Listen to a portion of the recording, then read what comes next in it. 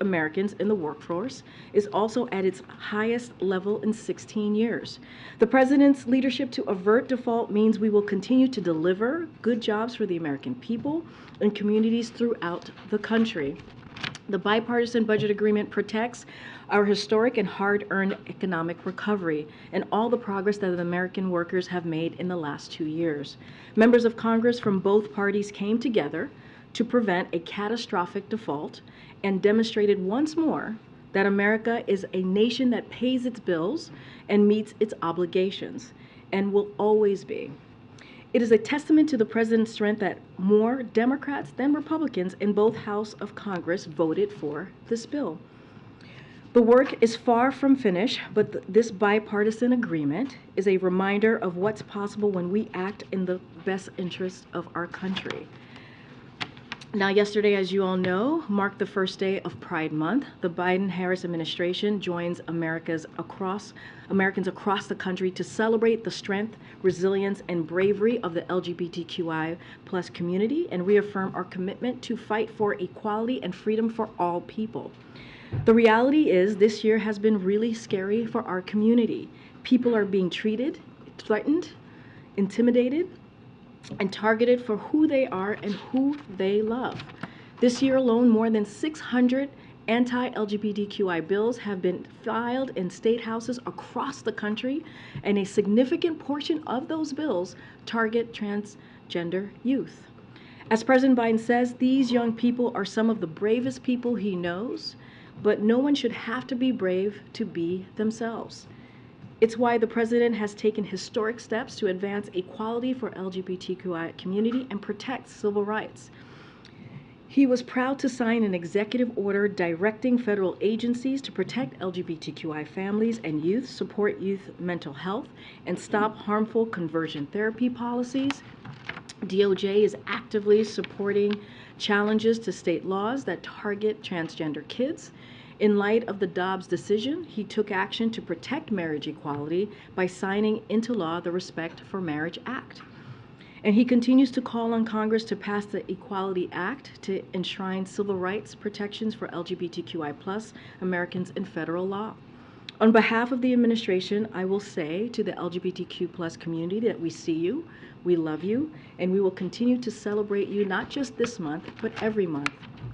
We're going to continue to stand alongside you and fight back against these attacks, and we're going to remain focused on advancing equality for all people across the country.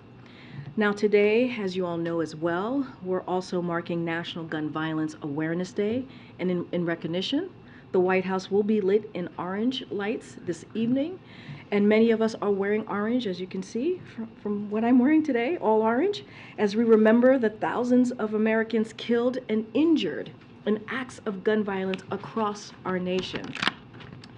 As some of you may know, this observance started a decade ago after a 15-year-old girl named Hadia Pendleton was shot and killed on a playground in Chicago, just 1 week after marching in President Obama's second inaugural parade. Soon after this tragedy, Hadia's friends commemorated her life by wearing orange. They chose this color because it's what hunters wear in the woods to protect themselves from others. Wear orange is now observed every June.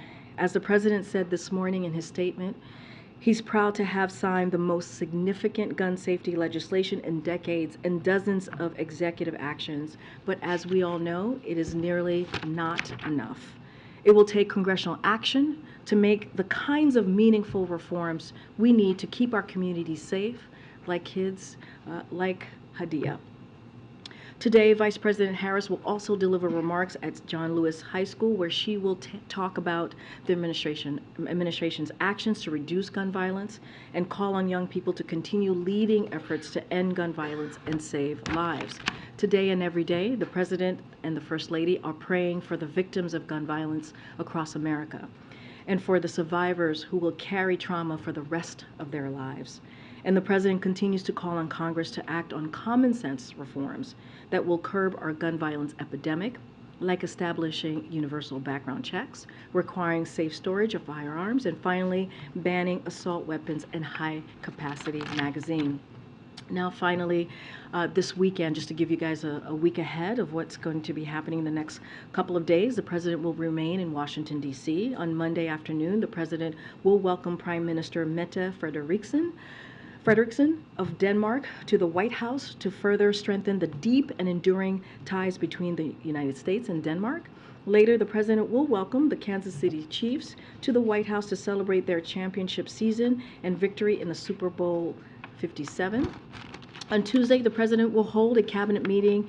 The Vice President, per usual, will participate in that cabinet meeting as well. On Thursday morning, the President will greet Prime Minister Sunak and Mrs. Murty of the United Kingdom of an official working visit to further deepen the relationship, the close and historic relationship and partnership between the United States and the United Kingdom. Then the President will hold a bilateral meeting with the Prime Minister in the afternoon. As I mentioned before, the President will host a joint press conference with the Prime Minister as well. In the evening, the President will host a Pride celebration with Betty Who on the South Lawn. Friday evening, the President and the First Lady will travel to Camp David. On Sunday, the President and the First Lady will return to the White House from Camp David. In the evening, the President and the First Lady will host a reception for the Ford's Theater Gala at the White House. Finally, on a bittersweet note, we hope you'll join us today in saying goodbye to our valued member of the White House press team. You all know Hiile Haru as the always kind, always smiling press wrangler who keeps events running smoothly. What you may not know is that Hiile is a lawyer and a business school graduate who spent the last 10 months of her presidential management fellow and here with us, as you all know, and she has been an indispensable member of our team. We will miss you, Hiile. We will miss your kindness, and also apparently didn't know anything about this, but you have brought in Hawaiian snacks before, which I've never tried, so I don't know how I got left out of this. But she brings them to the office, and her willingness to take on any challenge to help the White House press team and the reporters we work with. I know many of you will join me tonight and for the goodbye festivities this evening. And if you cannot join us this evening, please come to the lower press and please say goodbye to our press team member and also our favorite lawyer as well. I think you have something to share with our friends here in the room. Can try some of these Hawaiian treats that I've never had to try. Or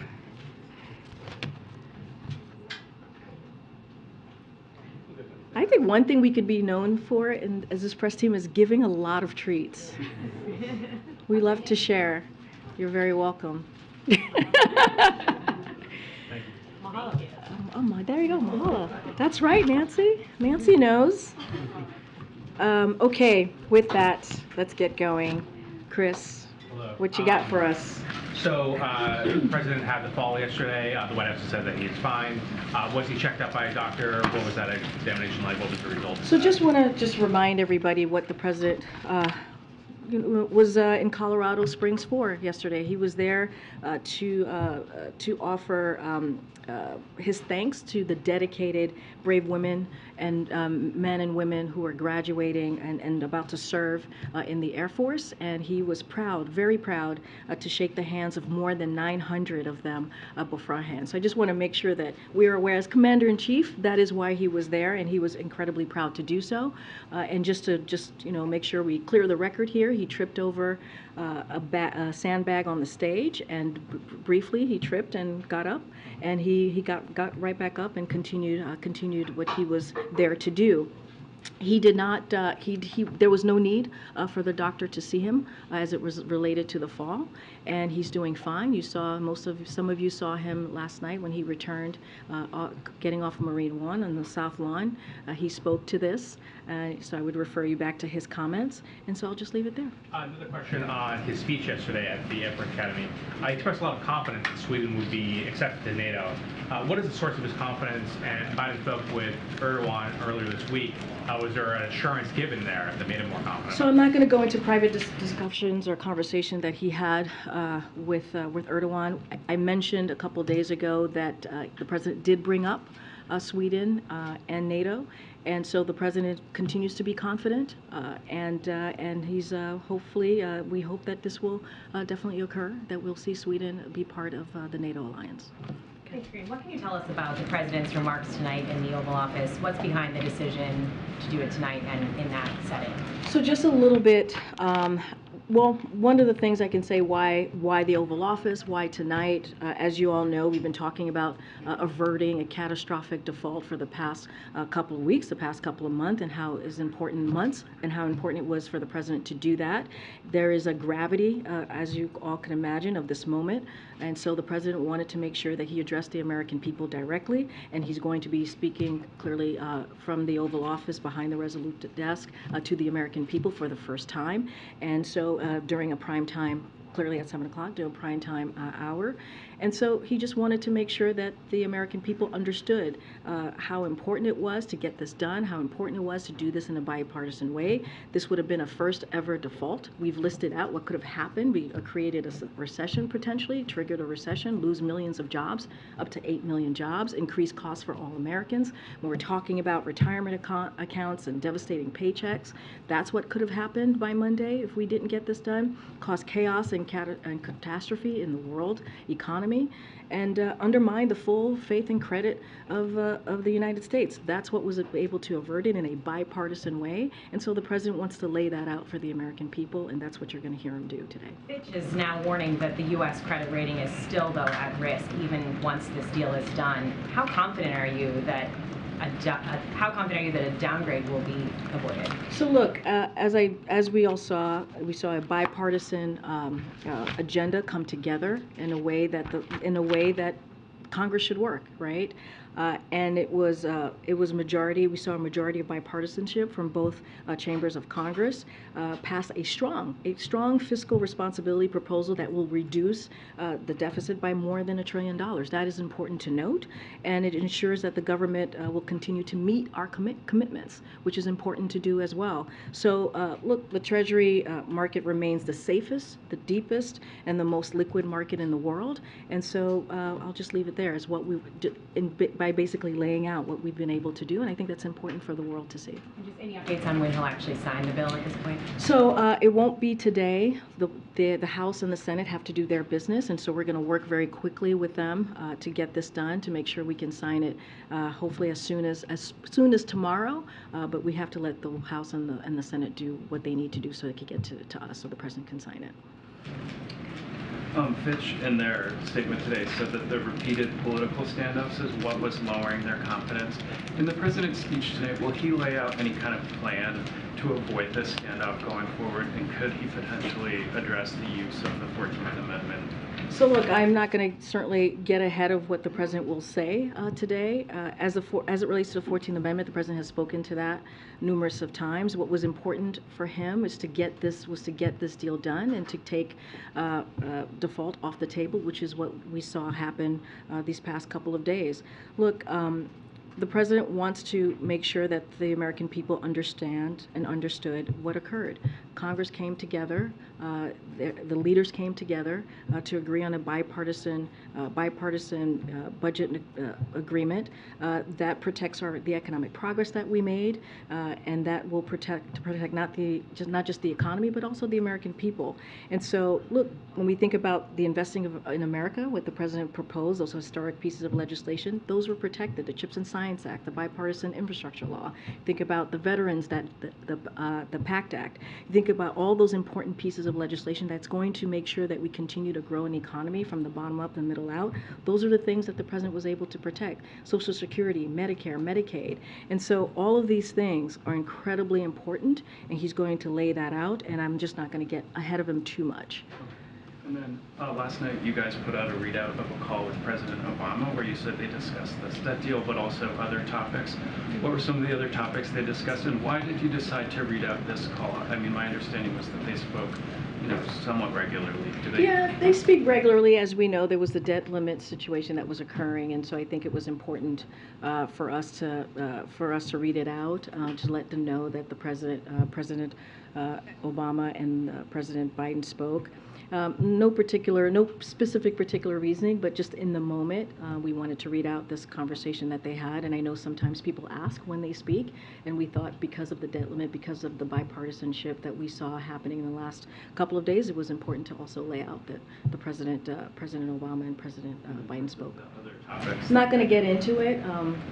From here, I'm sure we will hear more on what those other topics are. You know, the President Obama has been here a couple times, but I just don't have anything else to lay out specifically. Go ahead, Joey. Yeah, thanks, Karine.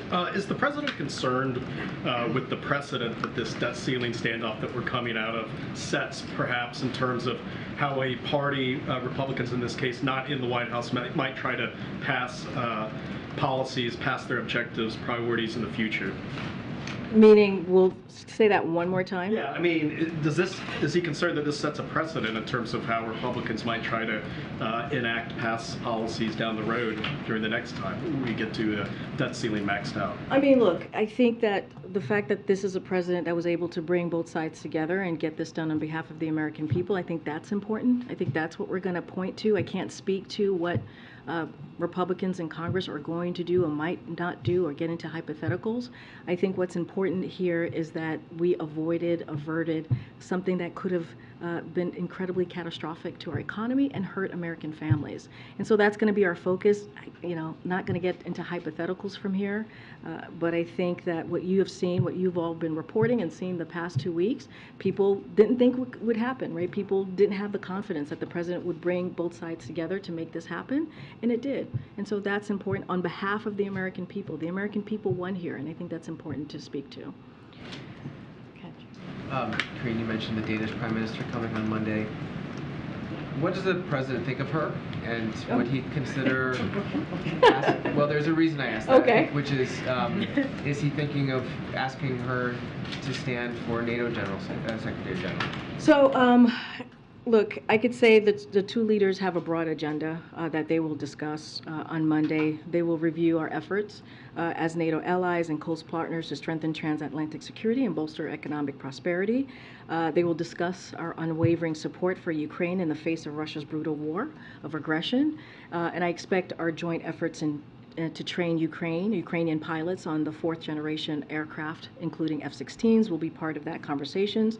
And so they're going to coordinate on a range of issues, whether it's climate change, energy security, global issues. And so he's looking forward, the president, I can say, is looking forward to his conversation with her.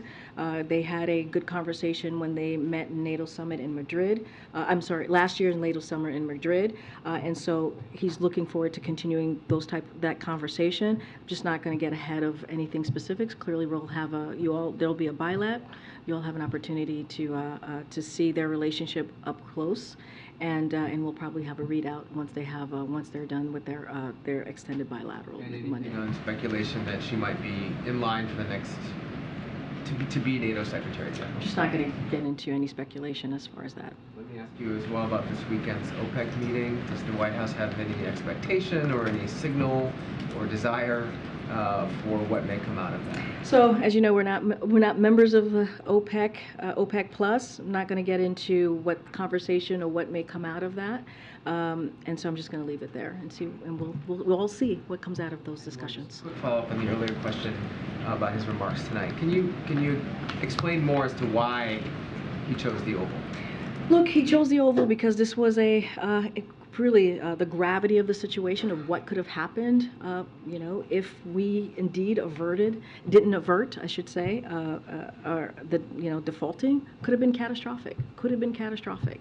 And so he wanted to talk directly to the American people about what we have been able to do in a bipartisan way with his leadership, coming up with a budget agreement that's going to cut the deficit, as I just explained moments ago, by $1 trillion, but also save some important programs that Americans need. Just some basic things that Americans need every day. And so you think about healthcare, when you think about Social Security, Medicare, Medicaid, all of these things were certainly potential for being cut. 21 million people losing health care. That matters. And so the president wants to lay that out, wants to talk directly to the American people, and talk about how we were able to come together and deliver for American families. That's important. We think that's important. So he's going to use, his first Oval address to talk directly to them. Hey, thanks, Karine. I wanted to drill a little bit further on the display of bipartisanship you talked about in two related questions. Has the president talked to Speaker McCarthy since legislation passed, or extended an offer for him to come to the White House or to the Oval, or? So don't have a conversation beyond what we laid out a couple days ago after the House passed their version of the bill. The president certainly spoke to Speaker McCarthy after that passage. They've met about 3 times in the past in the last month. They've spoken several times, and as you saw on Monday, the president thanked Speaker McCarthy for coming together and having this bipartisan agreement. Don't have more to share. As the Speaker, clearly they will be talking and meeting a lot more on different legislative agendas and issues, but I just don't have anything else to share beyond that. And on that, I wonder if people can glean from this that that you guys have more of a template for how to deal with the Speaker in an era of divided government, with these negotiations ultimately coming up successful. I mean, look, I think what you saw in full display the last couple of weeks, and look, maybe there's a template, maybe there isn't, but what I can say for sure, right, is that you had leadership in Congress, the president come together and lay out in a divided government, as you just laid out, go through a negotiation process. As we have said before, negotiations are hard. Not everybody gets what they want, or all that they want, and they came together to deliver for the American people. So I can't speak to a template for future conversations, but what I can say is this is a president, as senator, as vice president, and now as president, believes in bipartisanship. Many people said he couldn't do it when he talked about it during his inaugural address, right, before stepping into the role. And he was able to do that. He was able to continue the bipartisanship that we have seen on historic legislation, and now on averting something that would have been catastrophic to our economy. Okay. Thank you. Going back to Fitch and their continued negative watch, has the White House or Treasury or anyone else been in touch with Fitch and the other ratings agencies even after a deal coming together? And are you concerned that a downgrade could still happen? The S&P downgrade happened in 2011 after there was a deal. So look, I don't have any conversations to lay out or to speak to with any of the specific agencies. What I can lay out and speak to is this bipartisanship that we saw from both chambers, which is important, right? We saw both chambers come together and deliver here because of the president's leadership, and the deficit. It's going to lower the deficit by $1 trillion. That's what I can speak to. Again, the Treasury market remains safest, deepest, and most liquid market in the world, and I think that's important. I cannot speak to what agencies are going to be doing. What I can speak to is what we've been able to do from here, and I think that's what's important here. And during the most frenzied part of the negotiations, some Hill Democrats were frustrated that Kevin McCarthy was going out into the hallways and talking to reporters constantly nonstop, and that he was sort of controlling the narrative, while the White House and the president especially were pretty quiet publicly. Is this Oval Office address the president getting the last word? Look, the president is the president, and the American people look to him for deliver on their behalf. And when you think about what could have happened here if we did not pay our bills, right? If we did not get this done, if we did not avert a default, that would have been catastrophic. When you think about millions of jobs being lost, when you think about people's retirement accounts, you think about what could have happened here to our seniors, to our veterans, to American families across the country on programs that they truly, truly need. That is something that the president believes he should speak to. That is something that the president believes that he has an opportunity to talk directly to the American people. This could have been, as we've said over and over again, as you all reported, it could have been devastating to our economy, devastating to American families. He believes this is a good moment to lay that out and to talk to the American people and how we were able to come together to avert this crisis, potential crisis. Okay.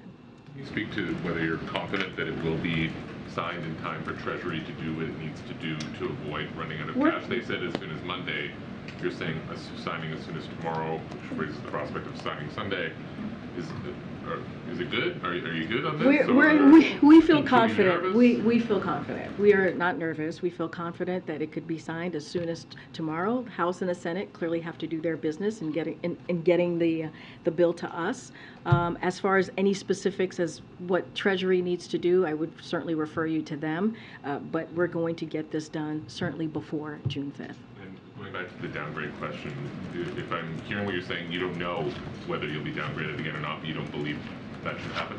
Look, it's not something that clearly that I can speak to, right? That is up to, clearly that is a response that's going to come from the agencies. What I can say is what we've been able to do in a bipartisan way, dealing with the deficit, right? Making sure that the deficit will be addressed, reduced by more than $1 trillion. I think that's really important. We believe that it is a fiscally responsible piece of legislation, that the bipartisan legislation that was agreed upon, and that really is important. We will continue to meet our commitments. That's important. So I can speak to what we were able to do. I cannot speak to the agencies, and I'll just leave it there. And going forward, does the president want to explore ways to eliminate the debt ceiling? He's sort of mused about whether the 14th could be used or not before. Yeah. Will the debt ceiling still be there in 2025 when we come back? So look, the president has commented on this. He believed that is something for Congress to kind of deal with. I'm just not going to go beyond what the president has laid out and said about particularly about the abolishing. Okay, I want to ask you, if I can, very quickly about one of the items included in the debt limit deal, soon to become law, where Senator Tim Kaine of Virginia said that he wasn't alerted about the Mountain Valley pipeline. As you know, that goes from West Virginia, cuts through parts of his state. Here, Tim Kaine said the White House doesn't even bother to pick up the phone and call me. Has the president now spoken to Tim Kaine, and if not, why not? I don't have any conversations to read out. What I can say that we've been very clear and consistent for months that the president supported, right, Senator Manchin's permitting bill, which included this project. That is not new. That has been something that we've been pretty consistent about saying. You've heard me say multiple times at the podium that there's nothing new here as it relates to this particular project. Again, we've been consistent. There's nothing new. We've known for some time.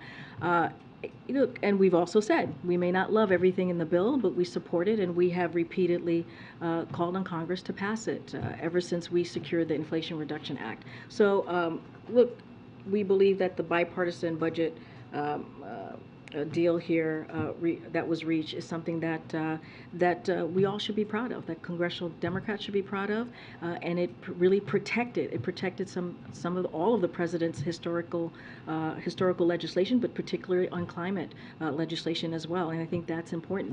It's going to move forward the environmental justice projects, and that's important as well. Accelerate our climate agenda, which is one of the 4 crises that the president talked about when he walked into this administration.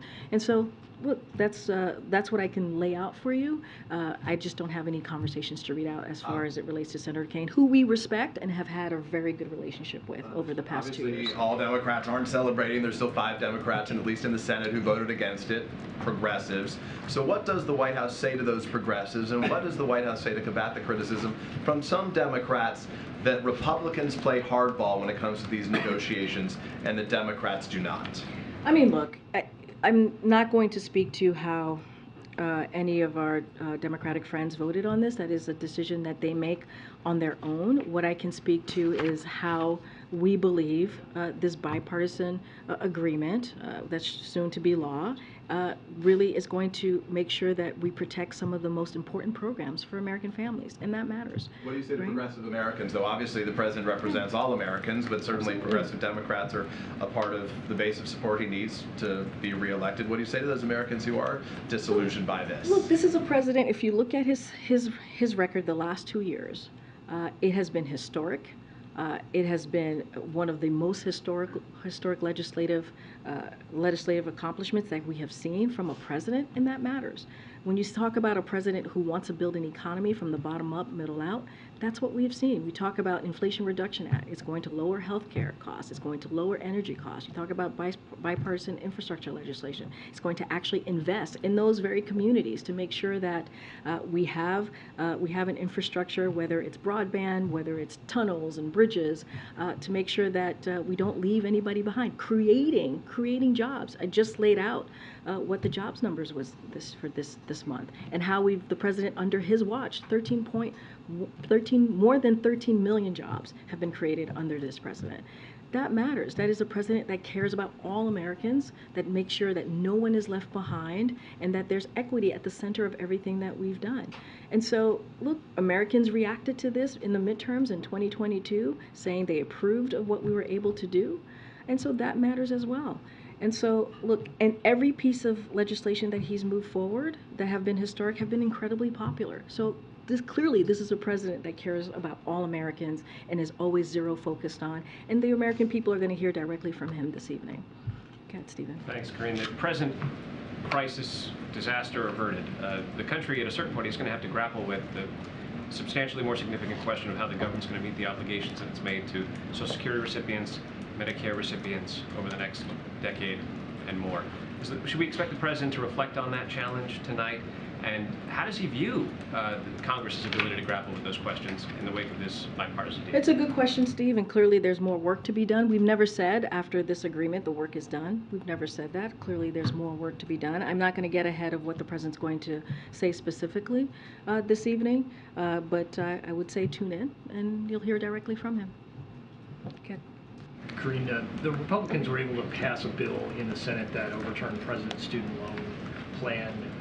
What does it say that Democrats such as John Tester and Joe Manchin supported overturning that bill, and do you have a timetable on the veto? So again, it has to come to us. The president clearly is going to veto this bill. What I can say is I think what's important here is, I'm not going to speak directly to how members, senators voted on this, but I will say, and I said this a few times, this is when you think about the student relief program, this is going to give Americans a little bit of breathing room, especially after going through the pandemic. We've said this over and over again, 90% of the relief is going to go to Americans who make $75,000 or less. That matters. This is part of the president's economic policy, his economic plan, to make sure we do not leave anybody behind. And so, he's going to continue to fight for American families, and if this bill gets his desk, as I just mentioned, he's going to veto it. And so, look, again, it's going to help American families. This is why the president put this forth, especially after getting through the pandemic. And we wanted to make sure that people didn't default when their loan payments resume, which is going to happen next month, in August. I should be more clear, in August. Just a couple of Republicans felt that the defense funding levels were too low, and they sought assurances from both the Democratic and Republican leaders in the Senate that it's possible more security funding could be provided. Is the president open to additional defense funding, or does he feel like under this deal that the defense spending is sufficient? So look, we kept the levels that the president asked for, as you know, if you look at his fiscal year 2024 budget, and so that's important. The president felt like he was able to protect that. I'm not going to go into what's, there's going to be an appropriations process, as you all know. Director Young talked about that when she was here, so certainly not going to get into that process. But look, this is a deal, a bipartisan agreement, a common sense, reasonable bipartisan agreement, and when you negotiate on these types of agreement, no one gets everything that they want, and we've been very clear about that. And so, look, the president's going to talk later this evening, speak directly to the American people, and they'll hear from him. Okay. Thank you. Yeah. I wanted to ask one question about whether or not the president plans to invite the speaker to whatever the signing happens. Is that in the works? Don't have anything to share on what the signing is going to look like. The president clearly wants to sign the bill as soon as possible. Is important, as someone just laid out. June 5th is on Monday, so he wants to get to it as soon as possible. And on that question about sort of the template now for working in a divided government, Is the president's relationship with the speaker improved, the same, unchanged after the last several weeks? So again, the president thanked the speaker on Monday. I think that was important. They came to an agreement, a bipartisan, reasonable agreement. I think that's important. They've met about 3 times in the past month. They've talked several times. Certainly not going to get into the president's relationship with McCarthy, but clearly they were able to deliver on behalf of the American people. We've got a strong bipartisan votes in both the House and the Senate to get this done very quickly. It is Friday, and it is done, right? They got it done just last night. And the president's going to speak to the American people directly to talk about what occurred the last couple of weeks, the last couple of months. And I think that's is what is important here. Okay. Thank you, Karine. So when the president in Japan, ears pricked up when he spoke of a thaw, or maybe a possible coming thaw with China. A thaw. Oh, say that one more time. A thaw? Yeah, my accent. T-H-A-W. Oh. Yeah, I forgive you.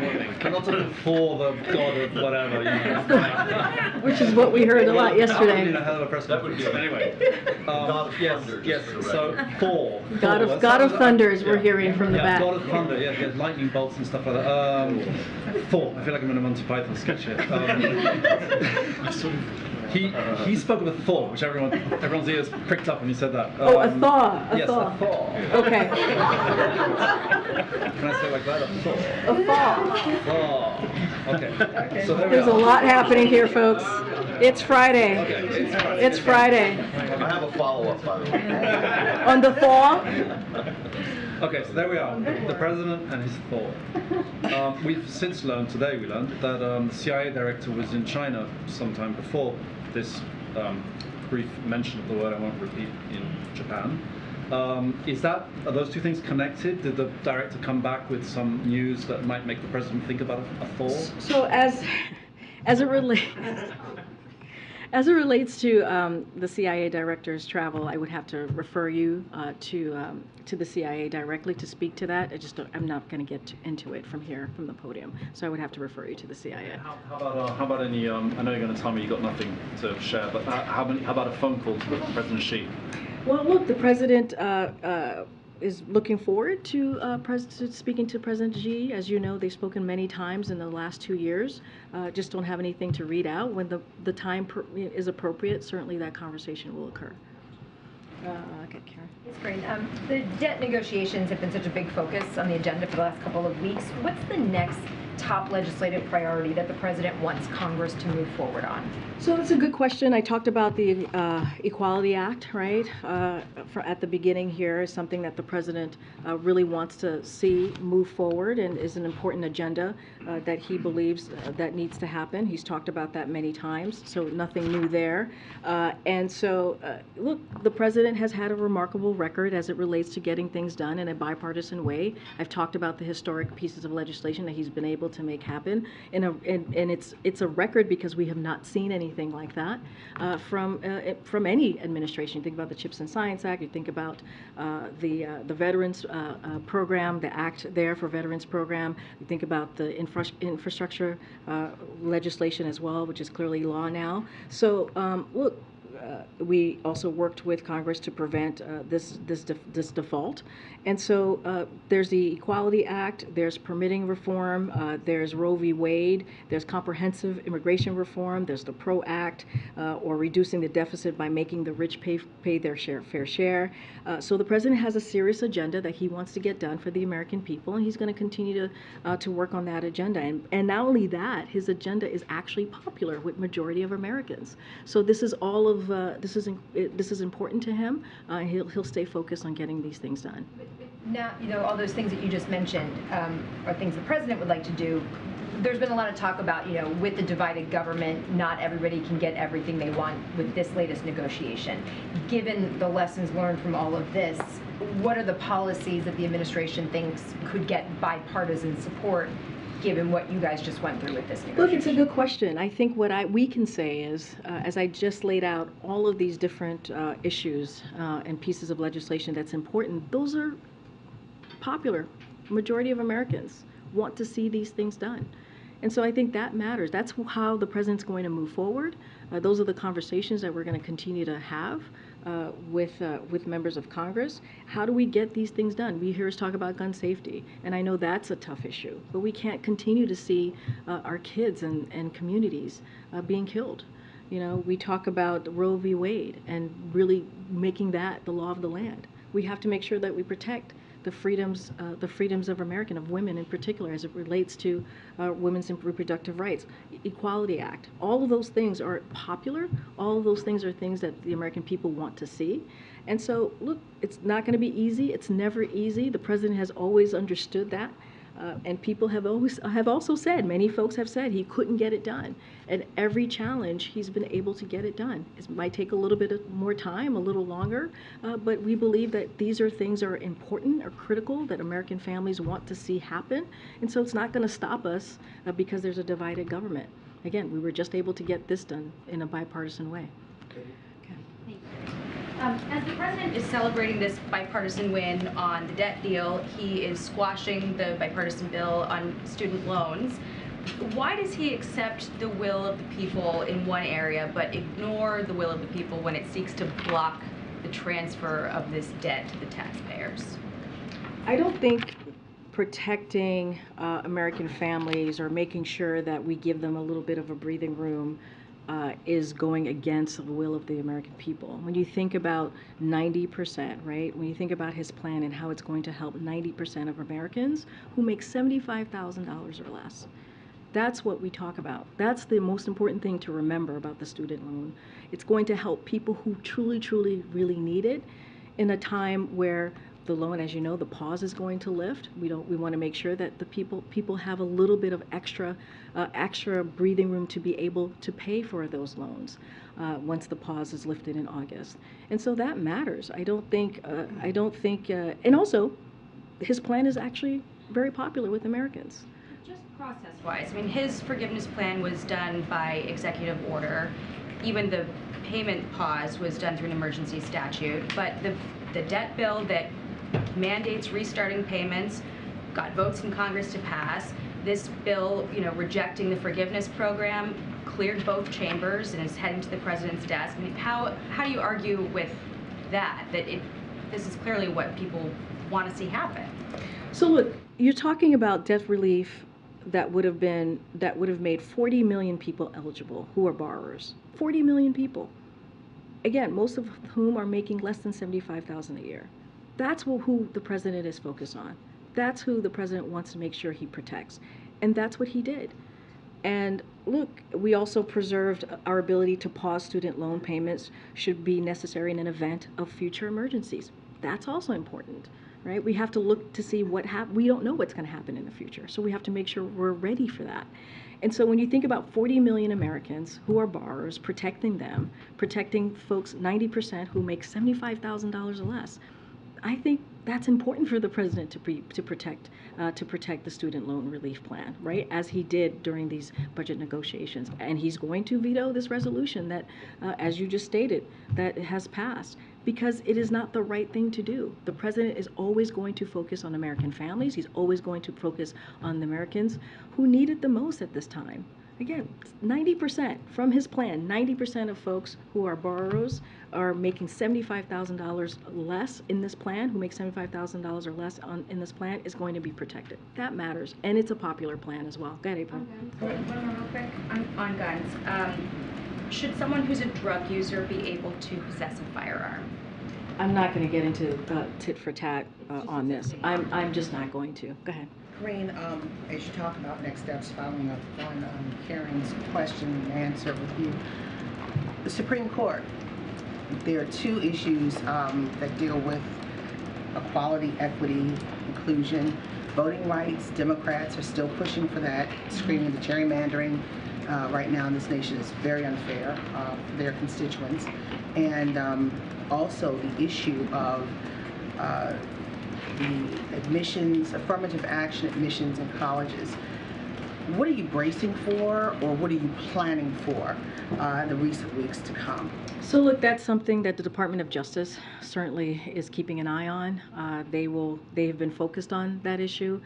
Certainly not going to speak to what they're bracing for or potentially thinking may happen, but they are dealing with this, so I would refer you to the Department of Justice. Look, When it comes to equity, when it comes to racial equity, when the president walked into this administration, he talked about, I mentioned this moments ago, about the 4 crises that we needed to deal with. Racial equity was one of them. And that's why this president has taken steps since almost day one to make sure that federal government, every agency in particular, he signed an executive order making sure that there was racial equity coming out of the agencies. And as it relates to voting rights, he's been very clear about where he stands on that and making sure that we deal with that in a real way, making sure that there is legislation calling on Congress to put forth the legislation that deals with voting rights. And so, look, the president has been very clear, the vice president has been very clear. There are real issues that we need to address and to look at, and he's been able to deal with that, deal with those issues, deals with racial equality from the federal government. But clearly there's more work to be done. Voting rights, Democrats are very intent on trying to push for voting rights. That can happen in the House, but it can definitely happen in the Senate. Are you expecting the president to possibly lean in this time on this next wave of a push for new voting rights laws? I mean, look, the president has always been clear of where he stands on the voting rights law and that it needs to happen. And he's always supported that, and he's going to continue to do so. He, commends Congress to continue to find a path forward, as they should. We have to deal with this. This is a real issue that we have to deal with.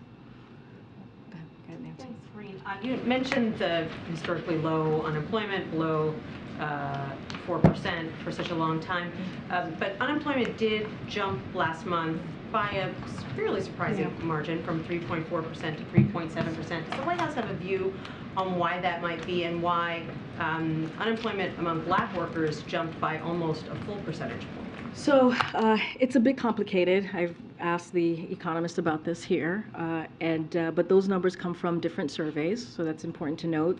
The number of jobs created is from a business survey that came out, but the unemployment rate is from a survey of households.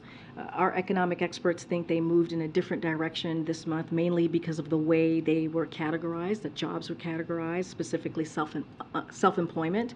But we believe, as I said at the top, regardless of the number, when you think about 3.7, that's a jump from 3.4 to 3.7 unemployment, and more than 300,000 jobs created just this last month is a sign of very strong labor market and a resilient economy. So it's important to actually put those two together and see how we see the trajectory as we look at the economy continuing to grow. And does the White House believe that the fact that jobs continue to grow every month at a faster rate than economists are predicting is a sign that the economy is still overheated and that the Fed may have to raise interest rates again? So look, we're not going to speak to, we've been very, very consistent here about not speaking to the Fed and its policies, so we're continuing to do so. And look, we continue to believe that we are in a transition to more stable and steady growth. That's what we have been seeing. And certainly beating inflation remains the president's top economic goal. It's a priority. But we have seen some progress over the last 10 months now. Annual inflation has fallen, and it's down by 40% just last summer. So all of these things are clearly important. I'm not going to speak to the Fed policies. We'll let them do their business independently, and that's something that we believe that this president is incredibly important for that to happen and occur. All right, we'll take one last question. Okay. Thank you. So NATO members are still very divided on Ukrainian membership. Are the United States supporting full NATO membership for Ukraine? So look, we've said this over and over again. When it comes to NATO, we believe in we're committed to the open door policy. Any alliance decision is between the 31 allies and the aspirant country. We've said that many times before. That has not changed. It has been our view. And so, but right now, as we've said many times, my NSC colleagues have said many times, the president has said many times, we're focused on what we can do to support Ukraine's effort to fight for their democracy, clearly to fight for their freedom against Russia's aggression, and that's what we're going to continue to do. We just announced $300 million of additional assistance just a couple days ago, and so you've seen that commitment over the past 15 months, and we'll continue that. Thank you, everybody. Have a great weekend. Thank you, Karine.